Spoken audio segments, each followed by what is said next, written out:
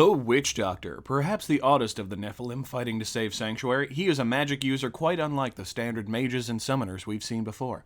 Hailing from the Umbaru society deep in the Tenganze jungles, Witch Doctors hold the place that many mages hold in societies: rulership. Their number are few, but those who possess the skill in battle and ability to communicate with spirits are revered. But make no mistake, their practice is not solely pure. Human sacrifice is one of the many rituals they conduct on a regular basis.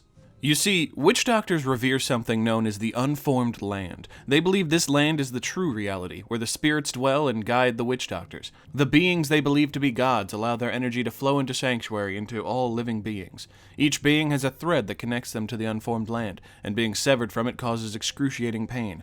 Either way, the souls of the dead flow into this land and witch doctors call upon them. That does not mean the spirits who live there are good. They occasionally try to venture into the living world to gain power, and those who dare visit their realm are slain or come back far different than when they left. Truly, the witch doctors tempt fate by calling upon the powers from this realm, but in return they find themselves with the ability to craft deadly poisons, summon undead souls and horrible creatures, and lay curses upon their enemies. The witch doctor we play in Diablo 3 was exiled by his people, as he believed the leaders of his tribe were being corrupted. He followed the word of the spirits, which led him to Tristram to find the falling star, where the rest of the tale plays out. For you see, even though their practices may bring fear into the hearts of their enemies and pretty much anybody who isn't familiar with them, our witch doctor fights for Sanctuary. He fights against the demons and the renegade angels who would dare try to break the balance between Sanctuary and the unformed land. And if he has to rain down toads on his enemies to do it, well, more power to him. The Witch Doctor holds a similar place in lore as the Necromancer. Both are pet summoning classes who believe in keeping the balance between the living and the spirit world, and both tend to be pretty damn horrifying. But where the Necromancers have built a society that expels corruption, the Witch Doctors seem to be falling to it.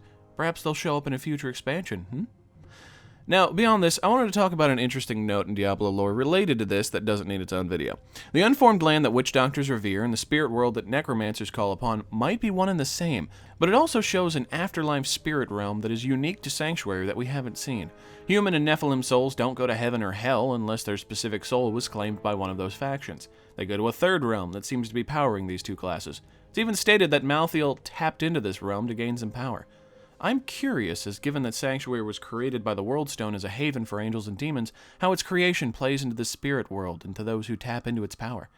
No matter what, the Witch Doctor is here to stay and to creep basically everybody out. I mean, who just keeps spiders in jars just in case, huh? Seriously. Terrible at parties. Thank you very much for watching. If you enjoyed this video, please hit the like, share, and subscribe buttons, and take care, everybody.